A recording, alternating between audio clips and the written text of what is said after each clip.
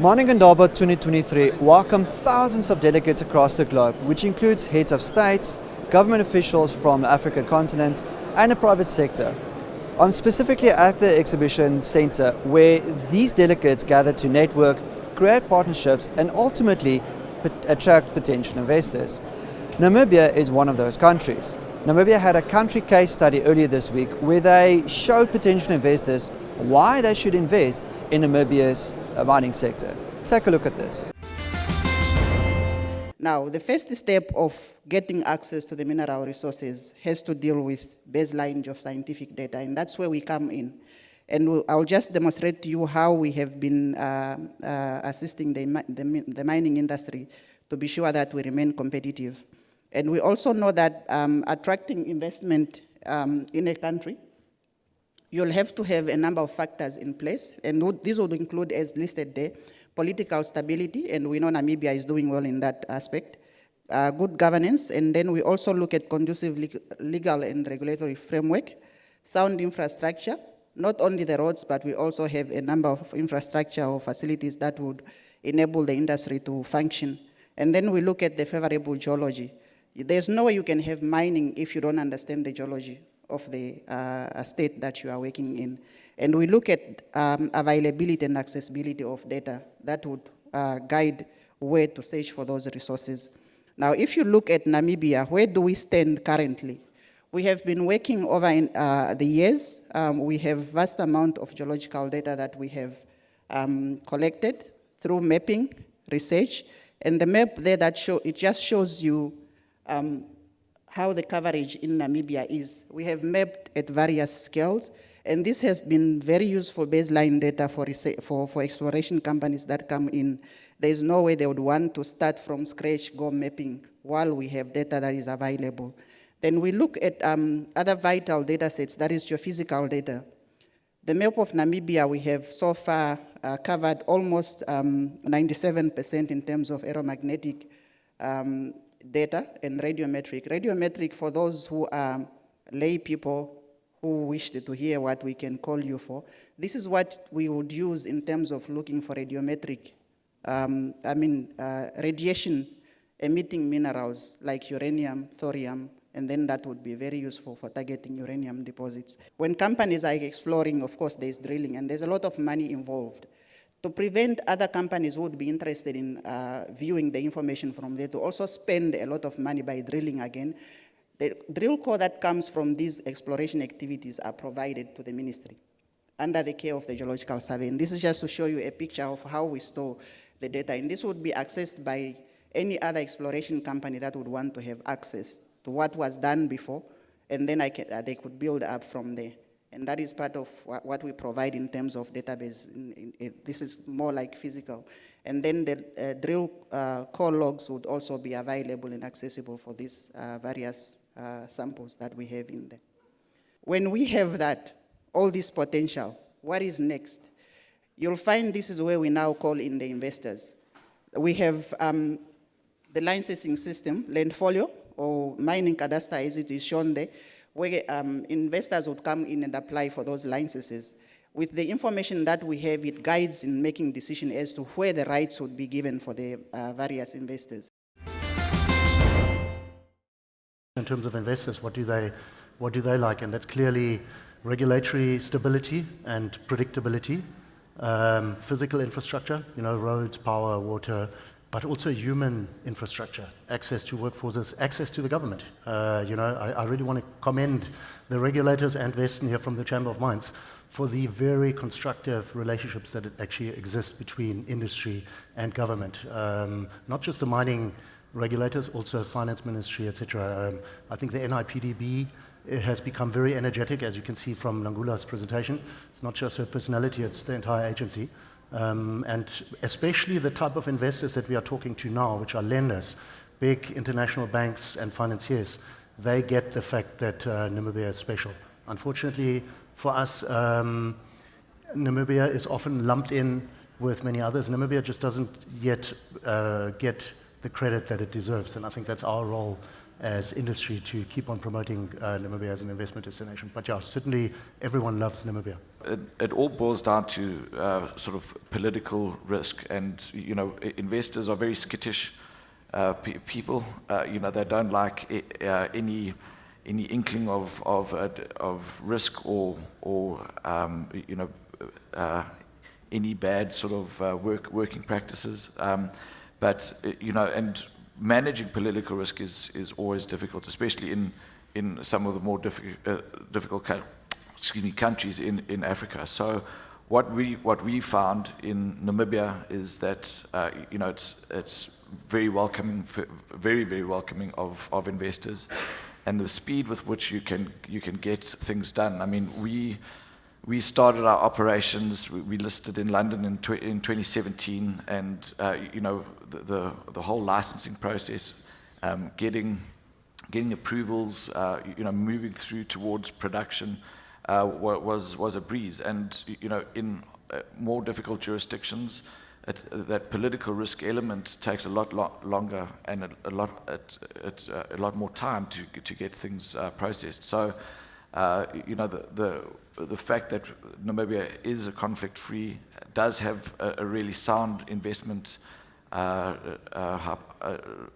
environment, has really helped us out, and it goes to the philosophy of our company, which is being a sustainable miner of the future. Even though there's a lot of licenses that have been issued to individual Namibians, the reality in Namibia, just in the rest of, like in the rest of Africa, is most people don't have the technical or the financial capacity to carry out such work on their own. So it's very important that we look at a couple of issues. One, for the government to assist them, whether through Epangelo, and that is one of the things that we have been doing, and also to act like a catalyst for investors that are coming in. They could start partnering with us, and then we can do joint exploration with them, whether it's junior mining companies, because the junior mining companies are the ones that are bringing most of the investments, and then we do dilute ourselves, whether to local investors or international investors. Our aim is not to crowd out the private sector, but to be like a catalyst, but also to make sure that everybody feels Namibia is represented, because if the population out there believe there's no participation by Namibians, obviously you would endanger your social license to operate and so forth. Namibia, we import more than 60% in average of the electricity that we consume in a country. And that electricity comes from 3 countries who are all load shedding at home. It's a potential energy crisis in our environment, and I think our main contribution would be to supplement the solar power, wind power, the green energies that the Honourable Minister talked about, and provide base load. So if this is successful, I think Namibia will be one of the very few countries in sub-Saharan Africa that is 100% self-sufficient with energy resources and who has a quality electricity sector. And that is, of course, very important for the mining sector. If you don't have reliable energy for your mining, or your energy is excessively expensive, your business will suffer. So that's why we think that our contribution to the energy mix, and possibly also some small-scale LNG available for remote mines to substitute diesel, is a very valuable contribution to the security of your supply situation and for the mining sector, and to help the costs at a reasonable level. I think it's really important to always realize that mining, and you use the word risky, mining is a risky business. I run the risk of preaching to the converted, but it is a risky business. And it's in that context, I think, that we always need to look at financing. So as such, it's very important to realize that depending on which stage you are in your project, you do require different type of funding. Typically, your greenfields, brownfields projects That's more sort of risk capital and very much in the equity space. And as you progress more into sort of brownfield to project stage and further on, that's when you come into the debt domain. And why is that important? I mean, banking is an industry. We are regulated. Essentially, the source of funding is you and I's money. We have to make sure that your money is actually well looked after. So there's always a trade-off between the risk that you need to take versus the debt that you need to expand. So I think that's the first point. We need to keep that in mind. But coming back to Namibia in particular, I think we're in this very, very unique situation. And the easiest way to actually put it across is actually is to say we could have been worse off, in the sense that you get countries where globally they're not viewed as a stable jurisdiction and there's no capital available. Namibia, at least, we've got a very, very good thing going for us. I think internationally we're viewed as being very favorable. I think there were 16 reasons in those little quadrants that Ms. Wanja put up there. Those are all the reasons why Namibia is favorable. So that's the one thing that we've really got going for us. And keeping in mind, I've spoken about sort of that risk framework as you move into the project phases. So in my view, that is what we need to play on. It's the favorable view that we get internationally that allows us to then have local juniors capitalize on that. And you need to partner up with the international players to be involved in that and actually develop the projects. And it's only, I think, in that way that we can, in the midterm, progress. But as time goes on, of course, we will get better at that. We will have more sophisticated capital markets within Namibia. But at this moment, I think it's a great space to be in, very favorable sort of globally, and we just need to capitalize on that.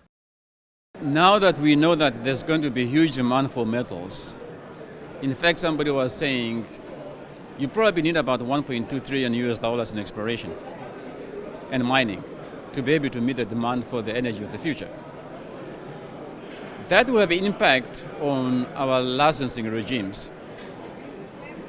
How efficient are those licensing regimes? And it has to be such that you make sure that you are going to end up having the people who can really do the exploration, and therefore the licensing regime become very, very critical. Otherwise, if you don't do that, there will be a scramble, everybody who think they can do that, but in the end, not all of them can do that. Also, the speed with which you are actually going to deal with all this licensing. We need to be more efficient. In Namibia, what we actually already working on in anticipation of that happening is for us to have an online application system so that people don't have to come to the ministry to put in actually a physical mining license application, but you can simply do it wherever you are, do it online, do everything online. And the system itself also will be able actually to do some evaluation of your licenses already. And that will take out too much of the discretionary assessment from humans, and that will speed up the process. So it's very critical, important that actually we make sure that that our policies, our systems are able to keep up with the new demands that we know is going to come.